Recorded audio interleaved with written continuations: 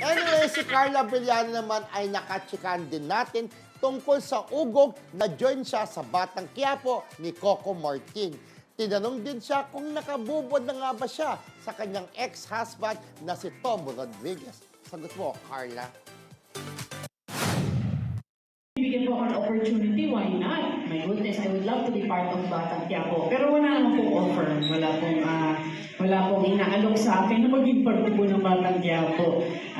So ngayon, wala naman pong kahit anong offer na maging parte po ng kahit anong proyekto. So hindi po, pero kung yayayain ko ako, kung aalokin po ako, magiging open po ako doon. Kasi hindi po, banggit ko po kanina, no, parang nahanap ko na po yung aking peace. Talagang nasara ko na po yung chapter na yun ng aking buhay. Lagpas-lagpas pa po ako sa pag-move on. So, masaya po. Definitely masaya po kung nasaan ako ngayon sa buhay ko po. I'm happy where I am. Pati na rin po sa yung kung sino po ako today.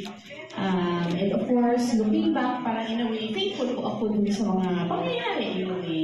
Nangyari naman po ang lahat ng yun for a reason. So, definitely moved on. Sobrang happy po kung nasaan ako ngayon at kung sino po ako today. So, Ayan, nandun po ako sa ano yan, last night. Sa Okay. grand welcome na para sa AAA. Doon na po ngayon si Carla Villano. Iniwan na si Popoy. Wala na siya doon. May pakialam namin. Oh, di Kaya ba? di ba? Eh, ngayon, Diyos lang. eto po, at least totoo.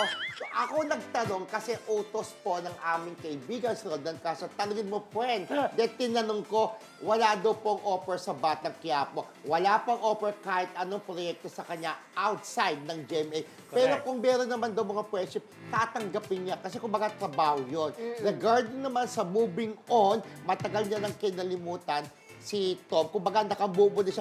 Masenero siya, kita sa oras niya. Tsaka may pista siya ngayon sa sarili niya. Pero ang tanong, kung pwede silang maging magkaibigan ni Tom, o daw pwede naman daw. Pero sa takdang panahon, Oo, di ba? yun, Sa tama tamang yun. panahon. Correct. Oo. Oo.